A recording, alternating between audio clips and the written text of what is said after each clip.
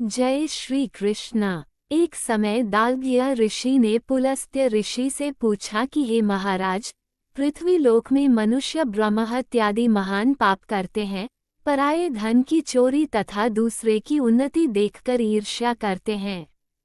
साथ ही अनेक प्रकार के व्यसनों में फंसे रहते हैं, फिर भी उनको नर्क प्राप्त नहीं होता। इसका क्या कारण है? वे न जाने कौन सा दान पुण्य करते हैं जिससे उनके पाप नष्ट हो जाते हैं। ये सब कृपापूर्वक आप कहिए। पुलस्त्य मुनि कहने लगे कि हे महाभाग, आपने मुझसे अत्यंत गंभीर प्रश्न पूछा है। इससे संसार के जीवों का अत्यंत भला होगा। इस भेद को ब्रह्मा, विष्णु, रुद्र तथा इंद्र आदि भी नहीं जानते, परंतु मैं आपको ये गुप्त तत्व अवश्य बताऊंगा, तो वीडियो को अंत तक जरूर देखें। उन्होंने कहा कि माघ मास लगते ही मनुष्य को स्नान आदि करके शुद्ध रहना चाहिए। इंद्रियों को वश में कर काम, क्रोध, लोभ, मोह, अहंकार, ईर्ष्या तथा द्वेष आदि का त्याग कर भगवान का स्मरण करना चाहिए। पुष्य नक्षत्र में गोबर, कपास, तिल मिलाकर उनके कंडे बनाना चाहिए। उन कंडों से 108 बार हवन करना चाहिए। उस दिन मूल नक्षत्र हो और एकादशी तिथि हो तो अच्छे पुण्य देने वाले नियमों को ग्रहण करें। स्नानादि नित्य क्रिया से निवृत्त होकर सब देवताओं के देव श्री भगवान का पूजन करें और एकादशी व्रत धारण करें। रात्रि को जागरण करना चाहिए।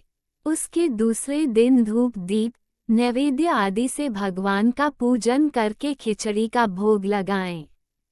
तत्पश्चात पेठा, नारियल, सीताफल या सुपारी का अर्घ्य देकर स्तुति करनी चाहिए।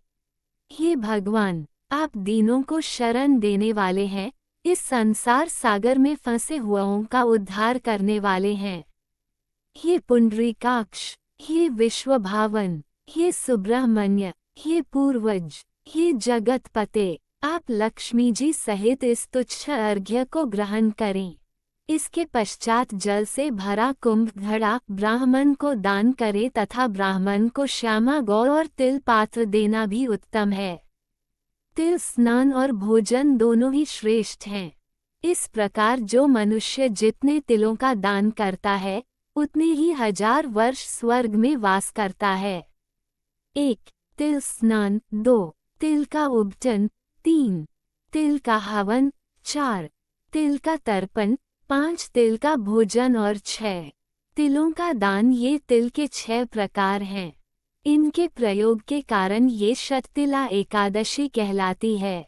इस व्रत के करने से अनेक प्रकार के पाप नष्ट हो जाते हैं। इतना कहकर पुलस्त्य ऋषि कहने लगे कि अब मैं तुमसे इस एकादशी की कथा कहता हूँ। एक समय नारद जी ने भगवान श्री विष्णु से यही प्रश्न किया था और भगवान ने जो शततिला एकादशी का महात्म्य नारद जी से कहा सो मैं तुमसे कहता हूँ। भगवान ने नारद जी से कहा कि हे नारद, मैं तुमसे सत्य घटना कहता हूँ, ध्यानपूर्वक सुनो। प्राचीन काल में मृत्युलोक में एक ब्राह्मणी रहती थी। वह सदैव व्रत किया करती थी। एक समय वह 1 मास तक व्रत करती रही। इससे उसका शरीर अत्यंत दुर्बल हो गया। यद्यपि वह अत्यंत बुद्धिमान थी, तथापि उसने कभी देवताओं या ब्राह्मणों के निमित्त अन्न या धन का दान नहीं किया था। इससे मैंने सोचा कि ब्राह्मणी ने व्रत आदि से अपना शरीर शुद्ध कर लिया है, अब इसे विष्णुलोक तो मिल ही जाएगा, परंतु इसने कभी अन्न का दान नहीं किया, इससे इसकी तृप्ति होना कठिन है। भगवान ने आगे कहा, ऐसा सोचकर मैं भिखारी के वेश में मृत्युलोक में उस ब्राह्मणी के पास गया और उससे भिक्षा मांगी। वह ब्राह्मणी बोली, महाराज किस लिए आए हो? मैंने कहा, मुझे भिक्षा चाहिए। इस पर उसने एक मिट्टी का ढेला मेरे भिक्षा पात्र में डाल दिया। मैं उसे लेकर स्वर्ग में लौट आया।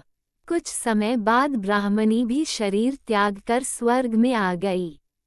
उस ब्राह्मणी को मिट्टी का दान करने से स्वर्ग में सुंदर महल मिला, परंतु उसने अपने घर को अन्नादि सब सामग्रियों से शून्य पाया।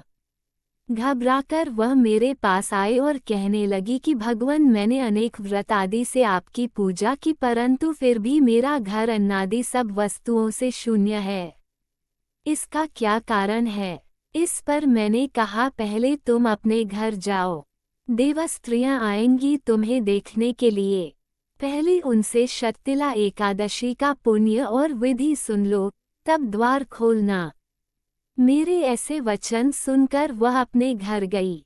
जब देवस्त्रियां आईं और द्वार खोलने को कहा तो ब्राह्मणी बोली, आप मुझे देखने आई हैं तो शततिला एकादशी का महात्म्य मुझसे कहो।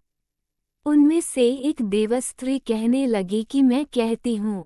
जब ब्राह्मणी ने शततिला एकादशी का महात्म्य सुना तब द्वार खोल दिया। देवांगनाओं ने उसको देखा कि न तो वह गांधर्वी है और न आसुरी है, वरन पहले जैसी मानुषी है। उस ब्राह्मणी ने उनके कथनानुसार शततिला एकादशी का व्रत किया। इसके प्रभाव से वह सुंदर और रूपवती हो गई तथा उसका घर अन्नादि समस्त सामग्रियों से युक्त हो गया।